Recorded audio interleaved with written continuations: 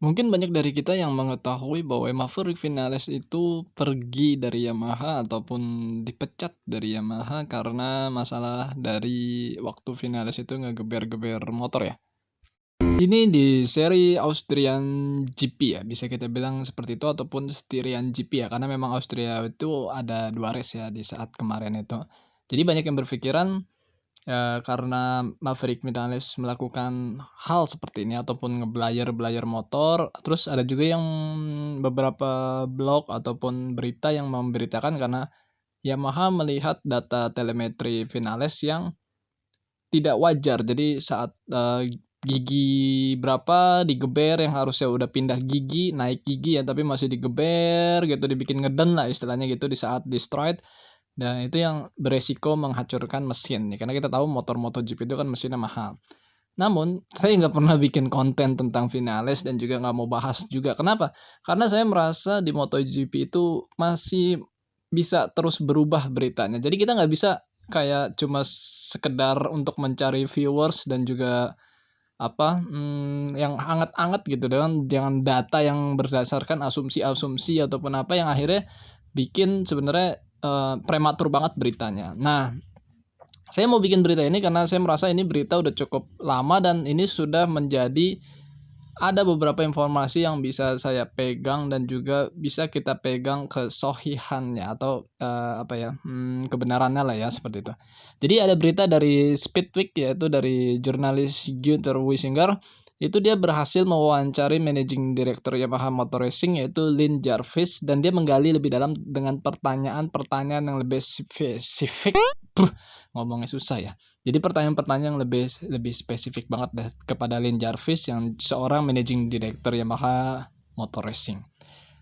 Karena orang tahunya karena Vinales ngegeber-geber yang tadi saya bilang, tapi ternyata bukan masalah itu yang bikin Yamaha Factory Racing itu akhirnya menyudahi kerjasama dengan Maverick Vinales dan Vinales juga memang sudah bulat banget tekadnya untuk menyudahi kebersamaannya dengan Yamaha di MotoGP itu.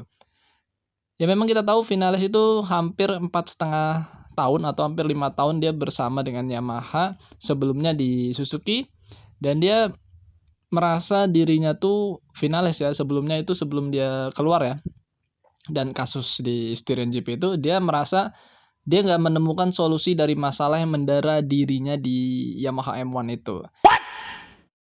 Dan ketika ditanya oleh beberapa wartawan, memang Vinales mengakui bahwa dia merasa tidak nyaman dengan motornya dan dia merasa tidak bisa mengoptimalkan motornya tersebut. Dan dia akhirnya ya nggak juara dunia, istilahnya kayak gitu kan. Walaupun kita tahu motor Yamaha M1 ini bisa dibilang motor yang apa ya, friendly banget lah buat rookie aja bisa bisa podium gitu kan, sekelas Zarco, Folger ataupun, siapa lagi ya, Quartararo kan bisa sebenarnya itu yang mampu podium atau Morbidelli yang bisa podium dan juara dan motor yang gampang sebenarnya nggak membutuhkan skill yang terlalu berlebih untuk bisa mengerti dari karakter motornya ini sendiri sih. Ya kita tahu Lin Jarvis bilang bahwa Maverick Vinales ini digaji 6,5 juta euro per tahun. Widih, gede juga cuy sebenarnya. Gede banget sebenarnya sih. Ya dibanding pembalap-pembalap lain lah. Dan Lin Jarvis bilang bahwa ya tentu saja kami memiliki klausul kontrak seperti itu dan tentu saja ada hal-hal yang tidak bisa dikatakan. Tapi Anda tidak bisa mencegah pengemudi mengungkapkan perasaan mereka, namun ada garis tertentu dan batas tertentu yang tidak boleh dilampaui dalam konteks seperti itu. Jelas Anda menginginkan pengemudi yang cerdas dan menghindari pernyataan negatif, karena Anda tidak akan pernah mendapatkan sesuatu yang lebih cepat atau meningkatkan kinerja jika Anda hanya mengkritik tim Anda, atasan Anda, dan insinyur Anda. Itu fakta, Anda dapat mengungkapkan pendapat Anda dalam rapat tertutup, tapi Anda tidak harus melakukan ini di depan umum. Wih.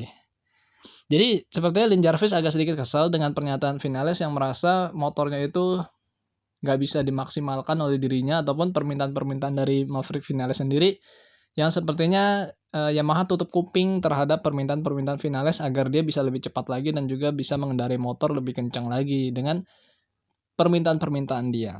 Terus ketika Lin ditanya apakah pernyataan negatif Vinales sebelum ini memiliki konsekuensi, Lin menjawab, "Tentu, kami berbicara dengannya setelah itu, kami mengkonfirmasinya kepadanya, tetapi contoh ini menunjukkan dengan tepat masalahnya. Mungkin seorang pembalap harus bekerja lebih di belakang layar, dia harus membangun tim yang kuat.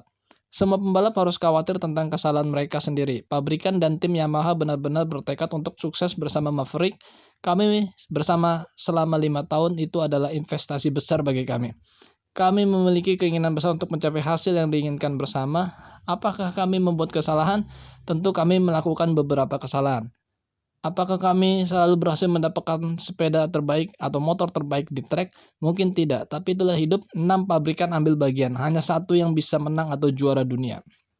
Ya, jadi Lin Jarvis bicara secara halus memang sepertinya ada konsekuensi bahwa pernyataan dari Maverick Vinales sebelumnya itu di tahun ini juga ya, sebelum Styrian GP dan beberapa sirkuit itu yang menyatakan bahwa dirinya nggak cocok dengan karakter Yamaha M1 dan dia tidak bisa mengoptimalkan. Dan kita tahu di 2020, 2019 Maverick Vinales sering banget dia kalau ditanya oleh wartawan ataupun jurnalis, dia selalu mengatakan, "I don't know I don't know I don't know I don't know." Dia selalu mengatakan ketika tes pramusim ataupun setelah race ketika hasilnya cukup buruk, dia ditanya permasalahan apa yang membuatnya finish di posisi sekian ataupun apa yang membuat dirinya tidak finish, dia selalu menjawab, "I don't know I don't know." Dan ini mungkin ya kita ngerti bahwa Yamaha punya aturan bahwa pembalap itu nggak bisa sembarangan ngomong, nggak bisa berbicara, sembarangan tentang motornya dan juga apapun yang negatif ya. Nah, akhirnya mungkin itu yang membuat Vinales merasa tidak nyaman dan akhirnya mungkin setelah dia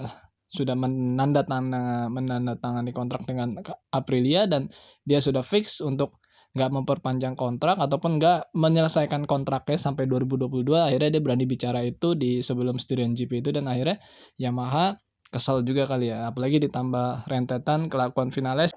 Mungkin segini aja informasinya bahwa ini cukup sahih bahwa ini yang terjadi oleh Maverick Vinales dan juga Yamaha Factory Racing di MotoGP, bahwa Yamaha merasa Vinales tidak cukup bijak dan juga Vinales merasa mungkin Yamaha sama tidak cukup bijak kepada dirinya hingga dia tidak bisa mengoptimalkan kendaraannya. Oke lah, mereka setiap tim punya aturan dan sebenarnya pembalap bisa mengikuti aturan tersebut.